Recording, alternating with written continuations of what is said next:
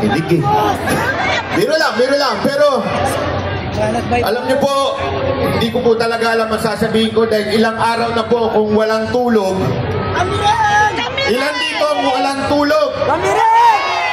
Hindi kayo makatulog dahil sa nangyari kay Pangulong Duterte. Ilan sa atin?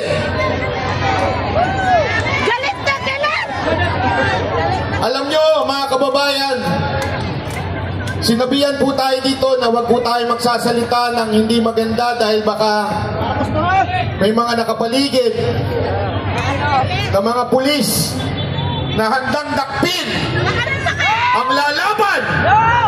Pero ito lang ang sasabihin ko sa inyo. Kayong mga pulis na naandyan, alam nyo sa puso nyo na mali ang ginawa ni Torre. Alam ninyo na abusado na ang gobyerno ito. Kung hanggang ngayon nagbubulag-bulagan pa kayo, anong tawag sa inyo? Traidor sa bayan na ito. Tandaan nyo mga kababayan, mga pulis, kayo ang kakausapin ko ngayon. Sinasabi nila na hindi applicable yung Article 59. Mali po yun. Bakit? Ginamit nila ang Article 7 para hulihin si Pangulong Duterte. Hindi pa pwedeng sundin ng isang article, yung isa hindi. Kahit ang Biblia sinabi yan. Tandaan nyo sa James 2 verse 10, basahin nyo. Sundin mo man ang lahat pero may mamiss kang isa, guilty ka sa lahat. Ang ginawa kay Pangulong Duterte ay labag sa ating batas. Kinidnap nyo ang aming Pangulo. Susubukan ko lang to the international media. This is not about Duterte and Marcos. This is not about America, US, Japan. No. This is about humanity. They kidnap our president. What will you do? Sunugin si Diwata! Uulitin ko po, hindi tayo nananawagan dito ng kaguluhan, rebellion. Dahil ako po ay against God. Dahil I believe in Romans 13 verse 1, submit to the authority. Pero, kailangan natin ilabas ang sama ng ating loob. Dahil yan ay protektado ng ating konstitusyon. Ito ang ginagawa namin ngayon. Ang aming damdamin ay nilalabas. Dahil mali ang ginawa ng gobyernong ito sa isang Pilipino. Nakita niyo si tatay kagabi? Kung hindi ka nadudurog doon, hindi ka Pilipino. Ang dami kong napanood mga kababayan. Hindi ho sila political. Pero nakita nila yon, nadudurog sila. Bakit? Ang isang Pilipino nakaupo sa puti. Akala ko ba malaya tayo? Akala ko ba malaya ang Pilipinas? Bakit Amerikano puti ang umuusik sa ating Pangulo? Hindi kami nagagalit kung gusto nyo usigin sa Korte ng Pilipinas. Yan ang tama, due process yan eh. Pero puti, hindi kami papayag dyan. Mali po yan. Alam niyo po, yan ang ginawa sa KOJC. Marami sa atin ang hindi masyado pang naniwala nun. Baka naman hindi tuloy-tuloy ito. Hanggang kinulong si Pastor Kibuloy. Inusik ng mga maling waran. Tapos sinunod nila si Pangulong Duterte. Ito ang tanong ko sa inyo.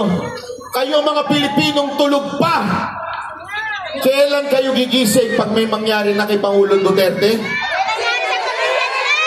Kung may mangyari na kay VP Sara, ikulong din siya? Kailan kayo magigising?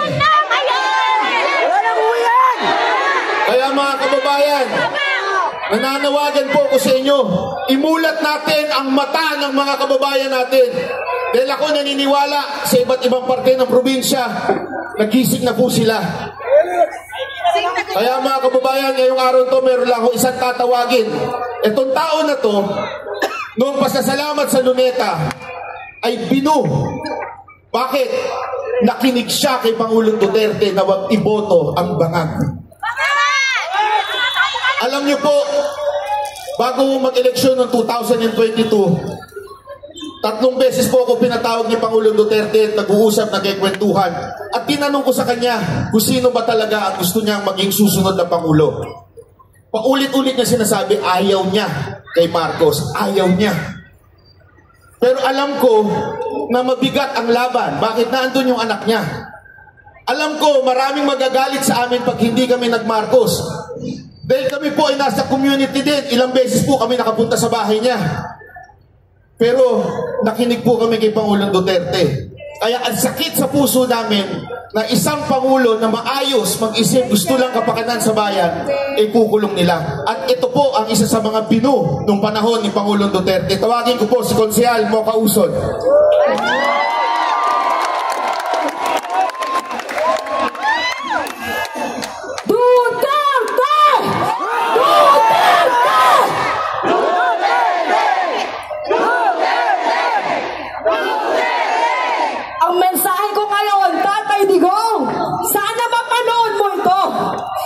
Hindi ka namin iiwanan. Tatay Digong, hindi mo kami iniwanan. Ikaw lang ang leader ng bansa na ito na lumaban sa kriminalidad, droga at korupsyon mata sa mata. Inalay mo, Tatay Digong, ang buhay mo para sa amin, para sa aming bayan. Kaya Tatay Digong, kung nakikinig ka at napapanood mo ito, hindi ka namin iiwan. Tatay Digong, kahit nandyan ka, mag-isa sa The Hague, the Netherlands, kasama mo kami. Lagi kang nasa aming panalangin. Tatay Digong, mahal ka namin. Mahal niyo po ba si Tatay Digong? Kaya po ako masaya ngayon kasi nakikita ko po yung mga muka noong nakasama natin noong kampanya. Taas ang kaway ng mga nakasama natin. Hindi po natin iiwanan si Tatay Digong. Panghuli na lamang po, ngayon ako ay gustong kausapin po ang ating mga OFWs. May OFWs po dito at mga nanonood na mga kababayan po natin.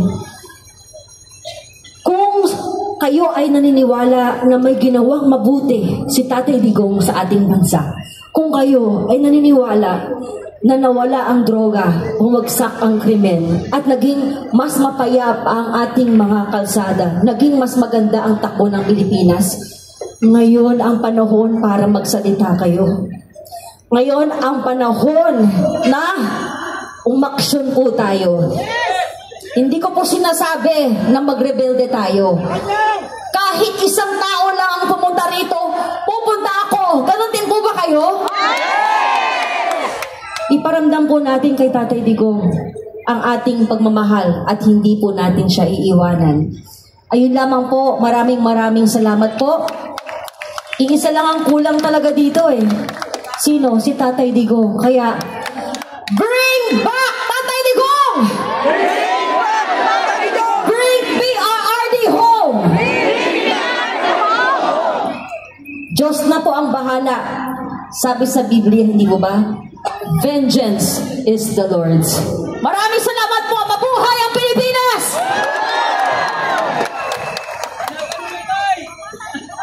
Tawagin ko naman po yung mga kasamahan ko, ang Banateros, Master Judea. May konti lamang kami bibigay sa inyo.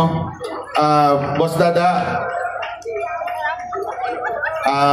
Jay Gibara, at saka itong kapatid ko.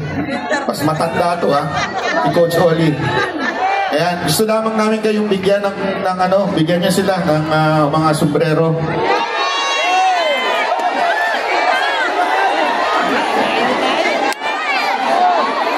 Wag po tayong tatayo para hindi mo paano yung ating mga...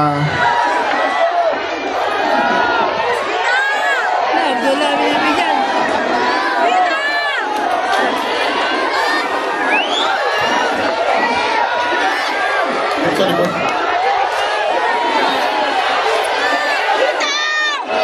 Sa likod.